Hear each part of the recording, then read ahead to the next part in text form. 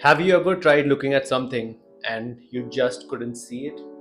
Like your brain registers it, your eyes are working, perhaps you're also not mind wandering, but for some reason you just can't get it.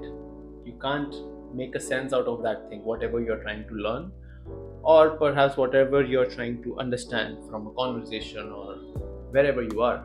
So, why would that be? It's actually because your brain doesn't see what is actually there. Instead, your brain always learns what you wanted to see. And rest of all things just becomes John Cena, no matter how beautiful or how sensible those things might be.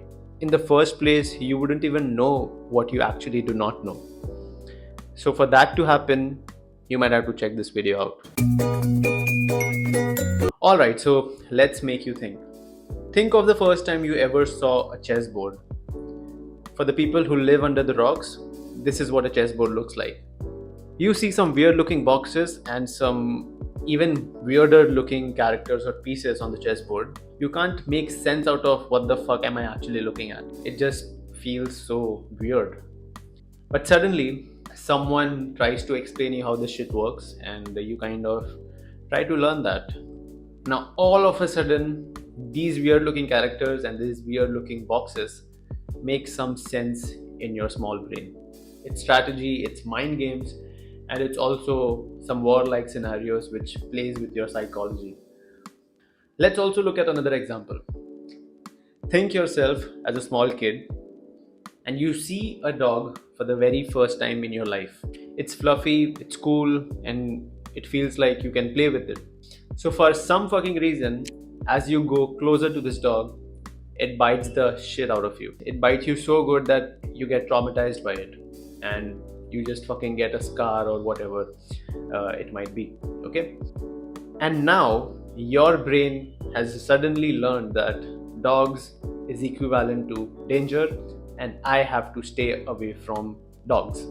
Your brain believed that to be true and it believed as if it is a fact.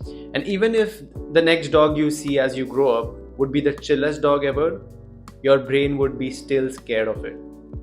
Congratulations. Now, this specific experience or imaginary experience, which I told you all to think, has now structured your reality in certain ways where you are now afraid of dogs and you would never be able to get past that fear. Now it's time for some bro science as well. I know it would get boring for you, so here's your Subway Surfers montage. Scientists have sliced and diced human brains, dead and alive both. I don't know how they managed to do some slicing and dicing in the alive brains, but they didn't find something called as memories, distinctions, or beliefs inside of a human brain. I mean, they could find out where the tissues are, where the neurons connect, and what is a fucking hippocampus, but they couldn't really see a memory inside of a human brain. It's not like, oh, people store opinions on crypto stocks and pineapple pizza somewhere here in the brain. It doesn't work like that. So, is it fair for me to say that memories and beliefs are stored in the form of energies and not literal memories itself? And since we couldn't find out how a memory looks like in someone else's brains, unless that person tells me how it actually was experiencing that specific memory, is it fair for me to also say that energy does not take up space in your brain? So if memories, beliefs and distinctions are form of energies and energies does not take up space, doesn't that also mean that we have unlimited capacity to learn something? Now think about it. Hundreds of years ago, the average human being knew how to not get scammed by a snake oil salesman and how to milk a cow. Now we got quantum physics, AI, and people trying to colonize Mars. Nothing specifically says that we can't keep going. But the only limit that keeps us from learning anything is the energy that we carry already. Because this specific energy that we carry locks us into specific fears, specific beliefs, and specific distinctions that keep us from achieving what we want to achieve. Basically, it blocks us from what is possible from us as a human being with free will.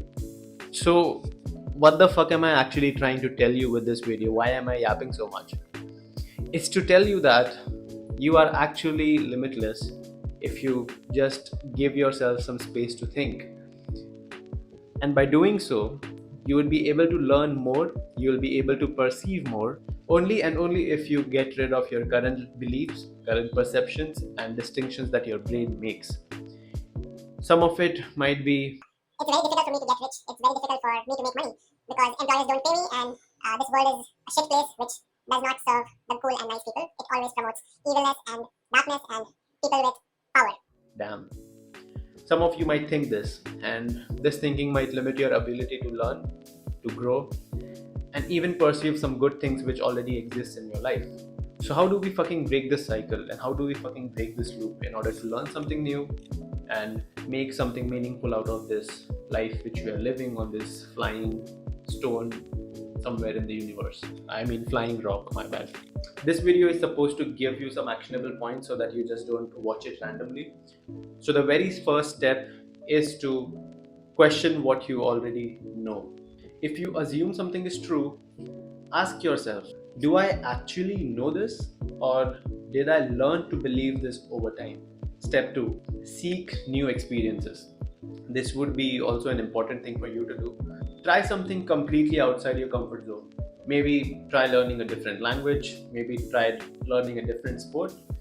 Go out there, socialize with more people, and you never know, you could make some new friends or you could grow your network by that. Step 3, challenge your fucking fears.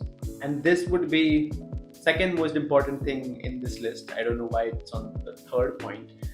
Your brain always wants to keep you safe, and that's something that it has been doing for a long time without you even recognizing it.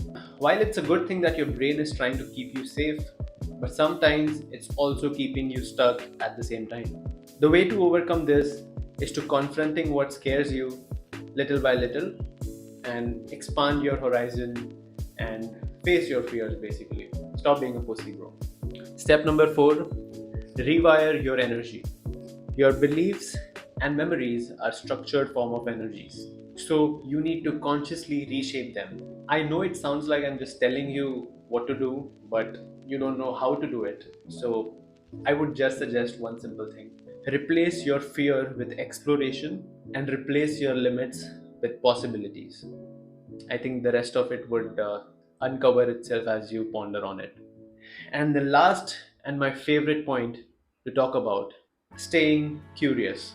Curiosity is more like you wanting to learn something or you wanting to know something. I don't know, whatever drama you're trying to know more about. It's also a form of curiosity which you're wasting somewhere else. You could have used that fucking energy, that fucking curiosity into making your life better and into making yourself a better person also. So, staying curious is something that we always do, but not in the right direction. I mean, I couldn't emphasize this enough that staying curious is the key to growing perception and overall. I just got blank, but you get what I mean, right? It can also mean that when you see that, okay, you get something, you could also go one step further and ask, what am I really missing in knowing more about this? Maybe you could just do a little bit of self doubt. Oh, do I really know this? Or am I just thinking that, oh, I think I know this? I would end this video by saying that one quote which I read by Naval Ravikant, reality is a fucking IQ test. I mean, he doesn't say fucking, but he says reality is an IQ test. It starts with a question, do you want to stay where you were born? Life constantly challenges you with decisions, obstacles, and opportunities to level up. This isn't just about geography when I say, do you want to stay where you're born? It's about mindset, social circles, and belief systems. Staying where you were born could mean staying within the mental limits you were raised with, or it could mean breaking out and exploring something even more bigger than yourself. All right. I know I dropped this video after many months. I'll see you shortly in the next one. See ya. Peace. And yeah, fix your fucking posture, bro.